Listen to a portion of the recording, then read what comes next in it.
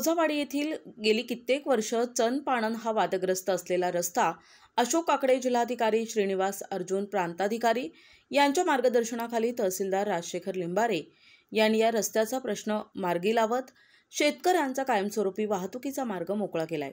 या त्यांच्या कामगिरीमुळे शेतकरी वर्गातून समाधान व्यक्त होत आहे। येथील गट नंबर 27-1 या जमिनीतील गट नंबर 27-3 च्या पूर्व बाजूने आणि गट क्रमांक 27-1 च्या पश्चिम बाजूनी सर बांधावरून रस्त्याची मागणी केली होती। यातील अर्जदार मोहन हरिभात चंद विरुद्ध सीताराम गुंडा माळी, विकास सीताराम माळी, सचिन शिवाजी मोरे या दोन्ही बाजूंच्या लोकांना नोटिसा पाठवून दोघांचेही म्हणणं मांडण्यासाठी संधी देण्यात आली होती। या कामी 16 सुनावण्या झाल्या होत्या। 5 वर्ष हा विषय पेंडिंग होता। तत्कालीन कोरेगावचे मंडल अधिकारी यांनी प्रत्यक्ष पाहणी करून अहवाल तयार केला होता।